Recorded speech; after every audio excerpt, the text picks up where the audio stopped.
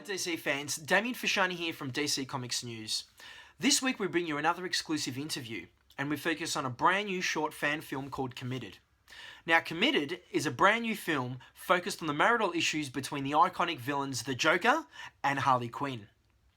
This award-winning fan film has won 3 major awards in Best Actor, Best Actress and Best Film at the Superman Celebration Fan Film Festival. I had the absolute pleasure of speaking with Brandy Price and Aaron Gaffey, who played the Joker and Harley Quinn. So join me in this interview, and we hope you enjoy it. Absolutely love the chance to speak to artists like you guys who do fan films, because the pop culture industry is built on the passion around fan films and what the fans do, I think. So I sat down last night on my laptop in my study and watched Committed, and it was absolutely amazing. You two guys work very, very well together.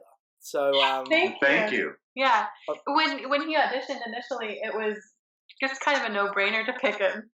Yeah. No, it was. I'm talking with Harley Quinn and the Joker. It was very different to other fan films that I'd seen. But yeah, I thought it was absolutely brilliant. So if I'm correct, you guys have won. I'm just looking at my notes while I'm speaking to you. So you guys have won Best Fan Film, Best Actor, and Best Actress at the Superman Celebration Film Festival. Yes. Mm-hmm. So when did that actually occur? That was just last weekend. June 10th. June 11th was the actual award, like when it happened. We screened on June 10th, and then June 11th they announced the winners. We found out prior to that so that we could record videos for it, but we couldn't make the announcement until June 11th. Right. Okay. Fantastic. So, do you want to take me through how the opportunity came about to do Committed, and where the inspiration came from? Yeah, absolutely. It was kind of the brainchild of Colin Costello and I. We were just sitting down for lunch one day, and we said, it would be fun. We need to do something together. And I kind of had this idea, what about Harley Quinn and Joker and couples therapy? And he's like, yes, that would be amazing. And so he went home that same night and he wrote it. And then we came back and we were flip-flopping back and forth about the script, and that's kind of how it came into being. It's just like a little brainchild that happened, and I said, okay, well, let's do it then. So we started an Indiegogo campaign and raised some money, and then we had auditions, and we brought Terry Ziegelman on board, and it just kind of came to fruition from that. Simple. Fantastic. Simple.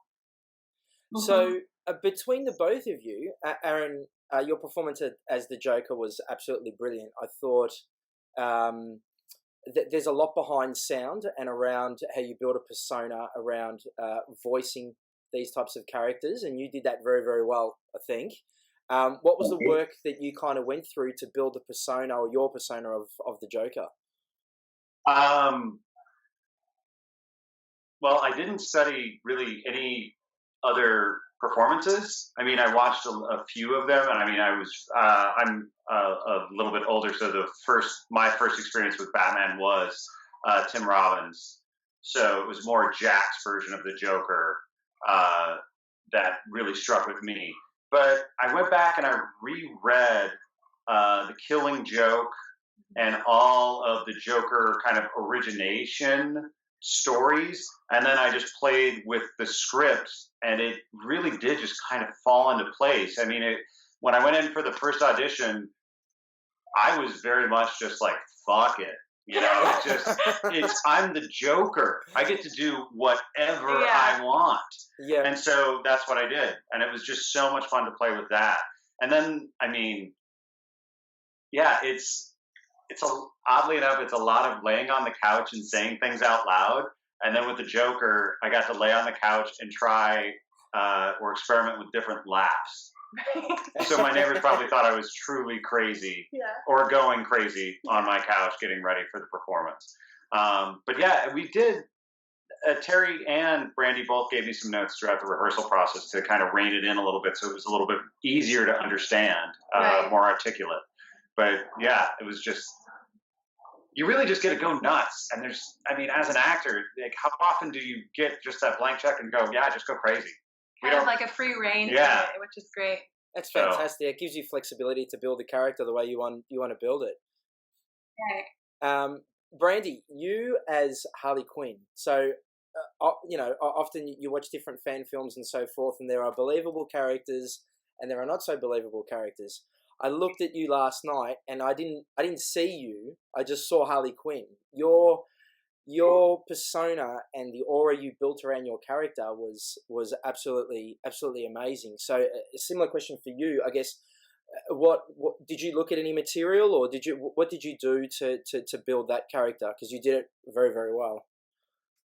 As far as my acting style, of course, I do all the research. Like, I've watched all of the old 90s Batman cartoons, because I have the very fortunate position of there's not very many people that have played Harley Quinn in a huge capacity, whereas Joker is a very well-known character that's been portrayed by so many people, starting with Cesar Romero and then going on to Heath Ledger, and so iconic in so many different ways.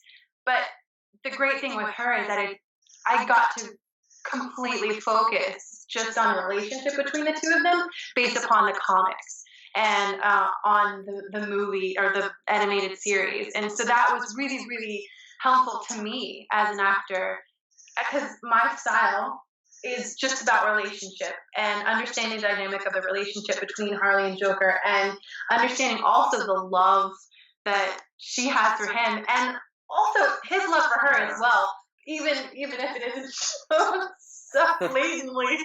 He might keep her around if he did. Right, yeah, exactly. So just understanding that dynamic, I think, based it in reality for me. And the same as you were saying, it's so great playing with the voice and playing with all of that.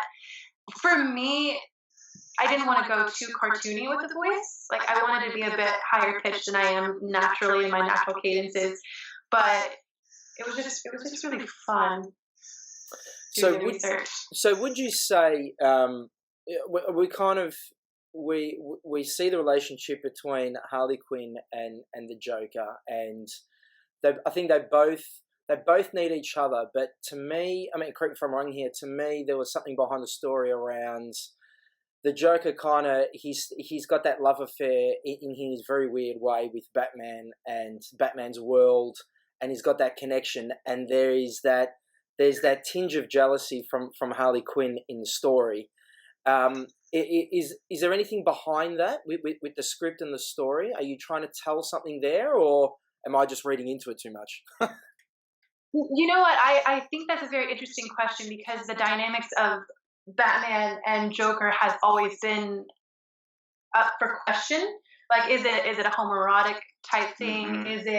Is it something that they just need each other because he needs a counterpart to his evil villain ways? Yeah. But in the script, yeah, absolutely, it's something that's underlying that we wanted to address, but in a very subdued kind of way. Yeah. But it's definitely there, and for Harley, it's certainly a subject of jealousy. Contention, Yeah, totally. absolutely, because he dominates his time and his energy, and all of it's put to his energy, and he never does anything with it. So why not just kill him? Mm-hmm. No, because we need each other. Aaron, I kind of liked how you had that very calm yet creepy effect of your character of the Joker. Normally, well, sometimes we've seen some of the animated series and even some of the films. He can be very in your face, so to speak. But you're sitting there, you're on the couch, you're very, very calm, but at the same time, you know that he's creepy, and you know that something can change like that, so to speak. So I think you did that very, very well. And I mean, he's a firecracker. He's the explosion. He's the spring-loaded gun. Like, he's also, I mean, he's a psychotic clown. Like, and I mean, yeah, murderous. Yeah. Yeah, psychotic. But I mean, throughout all of human existence, like, clowns have that ability to they either entertain you and you sit there and it makes you watch them, which puts them in such power to be able to sit there if they want to sit there, or they can go absolutely fucking apeshit or crazy.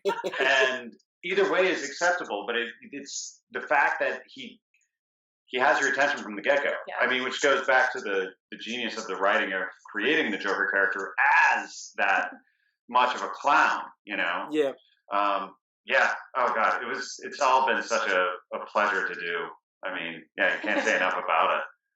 Has the film been released to the public yet? No, and eventually it will be on my YouTube channel. Okay. Because I have Baseline Beatnik, which is my my channel there. I'm releasing currently like little sketches and stuff like that. Okay. To build people up to say, oh yeah, she's doing sketches and films and stuff. And eventually it will be released on that medium, but for the time being we're doing the festival route. Right. Okay. I'll be careful what I say then, knowing that the public hasn't seen it yet. What I will say though is that you guys did a very, very good job at putting what I thought was a good little twist into the story. Oh, really? Yes. So Yeah. I thought you guys did that very, very well. It was very surprising to see at that stage of the story. So Right. you guys did that very well. Brandy, you also, correct me if I'm wrong, you were one of the producers on the show for the movie as well. So how did that go with balancing being one of the main characters and actually being a producer as well? So, interestingly enough, I made the decision that on the day of, I'm going to do very little producer duties. So we delegated a lot of things that day, because we shot in one day. So that was pretty easy. It was relatively easy to delegate those things for one day, because all of my duties really led up to filming day, and then have been very involved after the fact as well. So it was easy. it was like I said, it was very easy. But she had a lot of creative influence, because we did have multiple rehearsals beforehand, true. And like she said, it was a concept that, from my understanding, Colin and her came up with together. Right. But I mean, Terry and everybody would defer to Brandy and say, all right, is it Harley hat or producer hat on now? And then just get the answer that you needed, because she was very much a part of it. And even, I think, a couple of times during that day, as much as you wanted to step away, there were still decisions that had to be made. She helped guide it all the way through. So, yeah, I guess that's what especially in the beginning of the day, there were some fires that had to be put out, and so I handled them, and then it was just like, oh, okay, then it designated and delegated, and then it was fine. So, but it was relatively easy, just getting into it once we got into the flow of things. Yeah, and considering, like you said, it only took 1 day to film everything. We had 1 day. We had 1 day. Oh, you had 1 day. So was that challenging to do it all in 1 day, knowing at the start of the day you only had 1 day to do everything, or? I think that because we knew we had 1 day, we implemented a lot of things to forego like any bad things that could happen. I mean, things did happen, obviously, right? But we took care of them, and we did it in a really expeditious way, and I think that Terry stayed on top of it as director. He kept both cameras, and we, the unfortunate thing is you can't do, in your mind, at least from my perspective, he couldn't do any. He had to just stick straight to the shots that were on the list. Yeah, you so couldn't add anything extra. Yeah, exactly. So what we did, we stuck completely to the storyboard that he had created previously with our DP, Colton, and they didn't really go beyond that at all. They didn't vary from it at all. And it was good. It was good in a way, because it helped the editing process. It helped all of that, because it was all mapped out beforehand. Yeah.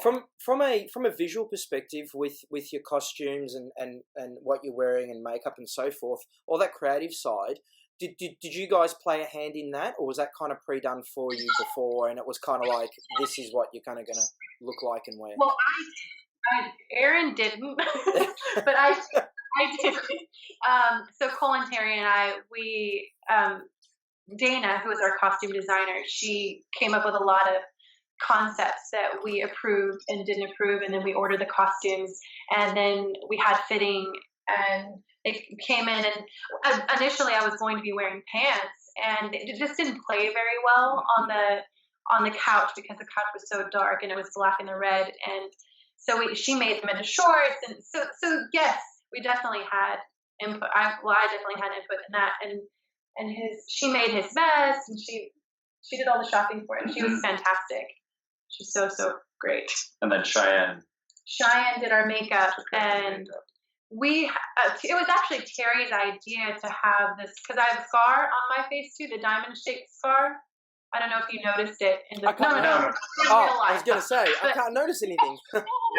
No, in the film, like yeah, I in had the film, the diamond shaped, and Committed, and then she came up and she did his like smile lines and everything, and she did all of the makeup, the hair, everything, and she was just fantastic. We had a really lovely crew. She does a lot of airbrushing on herself and friends, like when they go out for cosplay, or no? She does a lot of body paint art and the like.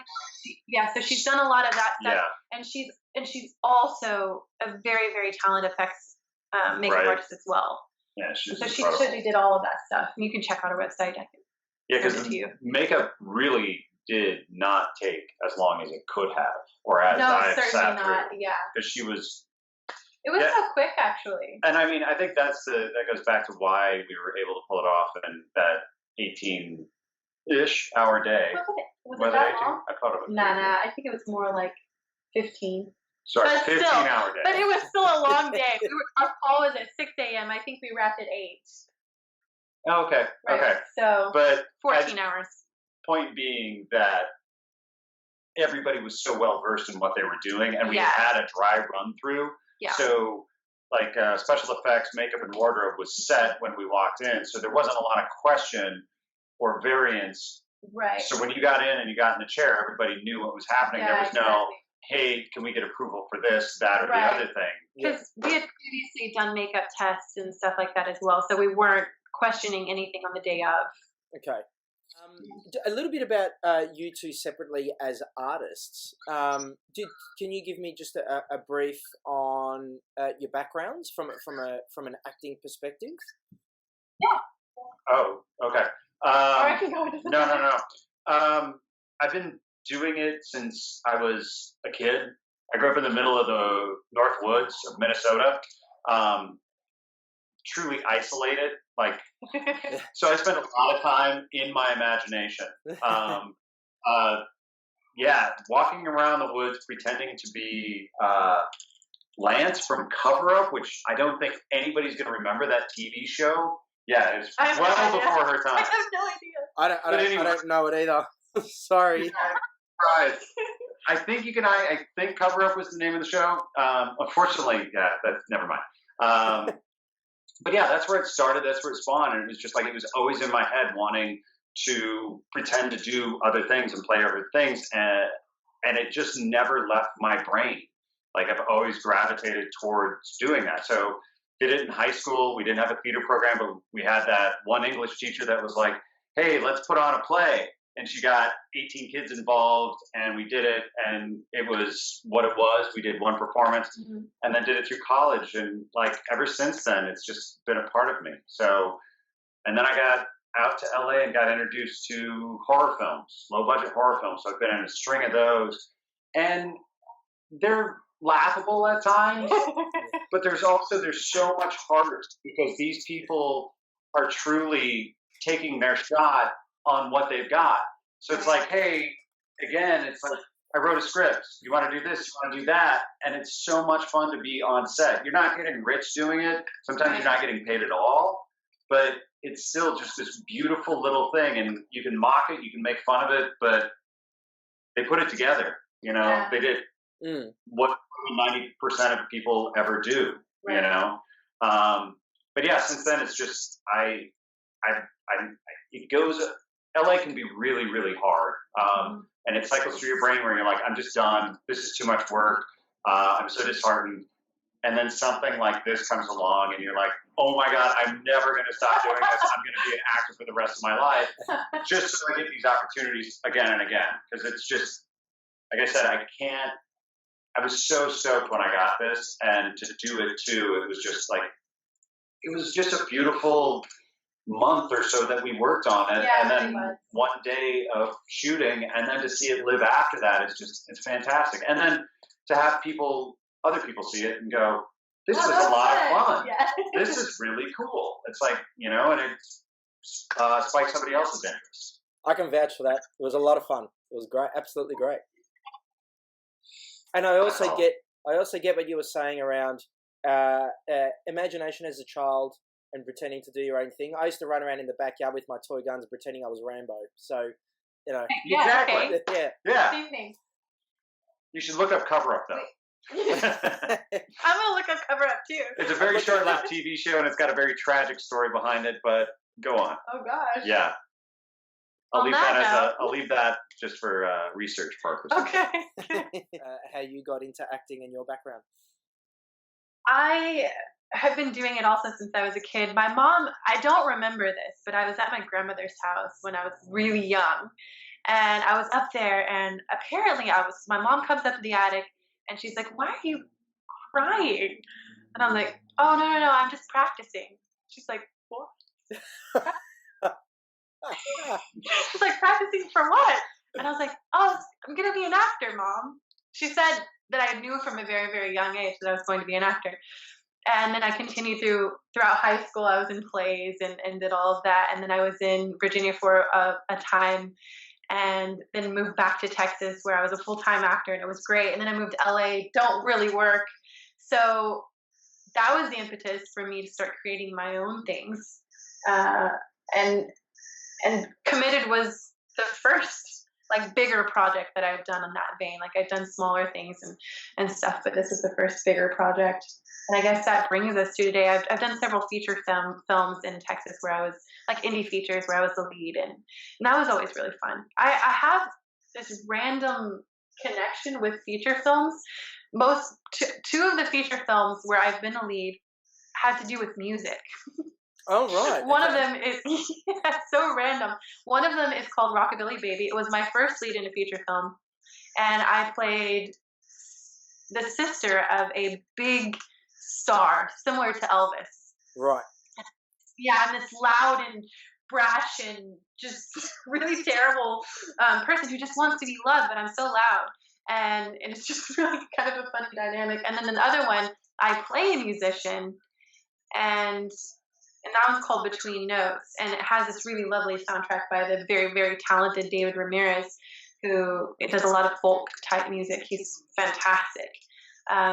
But yeah, I guess that's a segue that didn't really go anywhere, but there you go. So I guess as actors, do you have any upcoming projects that you can talk about, or that you can I guess promote? Well, Not right now. I've hit the little lull. I had a busy fall and winter, and now I'm just waiting for the upswing, I guess. right, yeah. It's what happens. So I have a couple of projects coming up. I have Before the Fall, which is kind of a modern day Pride and Prejudice, where the two title characters, Elizabeth Bennet and Darcy, which is in the traditional Pride and Prejudice, are played by two men.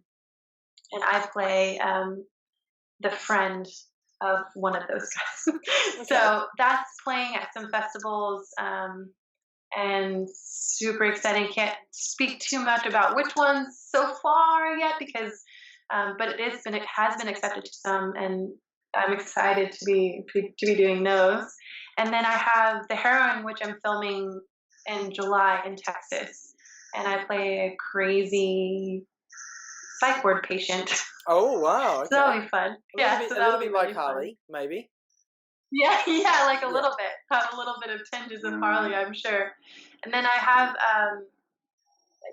there's some other things. Well, Blue World Order is coming out. I have a very tiny role in that because I worked primarily for crew, which was filmed in Australia. Oh, okay. Whereabouts in Australia? We filmed in Canberra. Oh, in Canberra. Okay, fair enough. I'm in Melbourne, Yeah, so in it's not Canberra. too far. It's about an hour on an aeroplane. So, okay. So if we can circle back to the DC universe, I'm very interested to know if both of you were given the opportunity to film a DC related film and you had complete autonomy on the characters that you could play, who would you play? Oh gosh, that's so tough. I mean, I might want to say I would pick Harley again, just because she's such a dynamic and interesting character. Because not only because Poison Ivy would be fun. Mm-hmm. You'd be a good Poison Ivy, I reckon. Boy. Yeah. Why couldn't you? You could be a new Robin. I could be a Robin, but no, I don't want to be Robin. I know, yes, nobody really does. Anybody want to be Robin? I mean, not to dig on Robin. But right, not to pick on Robin because We he's had a so female loved. Robin. He is.